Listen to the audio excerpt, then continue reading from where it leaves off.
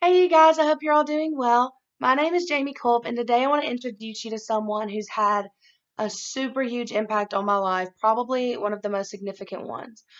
He's a retired Army sniper, car mechanic, construction worker, but most importantly, he's one of my superheroes. Most people just call him Derrick. I know him better as Daddy. He's the one you call when you live 2 hours away and your car breaks down and you have no idea what's going on, so you just need somebody to come help. He can be found in our church anytime the doors are open, willing to help anybody. And he's probably introduced me to some of the best music that I've ever listened to in my life. But I don't want to make this just about me and him. Let's talk a little bit about who he is, the work he's done in our church, which I'm really proud of, and then we'll get into our father daughter relationship. Okay, so for starters, let's give a little background into Derrick Culp. He's 47, although if you met him, you'd probably think he was a little bit older. Not to get too sappy, but his health has been in a decline for years, really. But he doesn't really let it show, though. He still works out in the yard, helps his friends with outdoor work, does all kinds of laborious stuff. So he's really good at hiding it. As mentioned before, he's retired from the Army. He retired a couple years before I was born just to get ready for me to get here.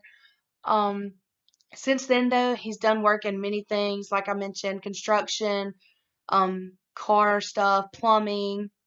He's really done almost anything you can imagine. He's seen it all, done it all. The toughest job he's had, though, is probably raising me and my two little brothers. So I'll be 23 this September. Um, then my middle brother's 13 and my youngest brother's 11. So he probably thought he got off the hook with just me, but that wasn't the case. He wasn't that lucky. Okay, so we'll get into a little bit of his work with the church. So we've been involved in our church for about 7 years. It's back home, near Lake Martin. In his time there, he's gone on many mission trips to Kentucky and probably some of the worst neighborhoods that I've ever heard of. Um, he has a way with people, which is really good.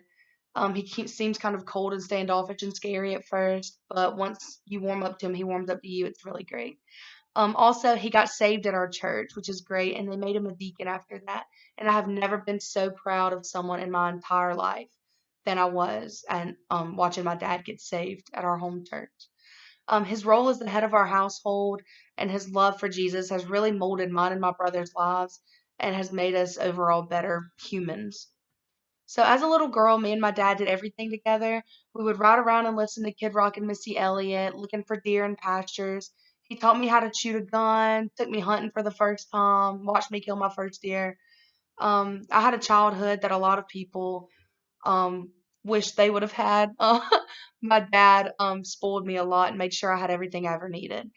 So anybody would be lucky to meet him. I'm lucky to know him and to have him. And I really thank you guys for listening to my introduction of my father. Thank you guys so much. Have a great day.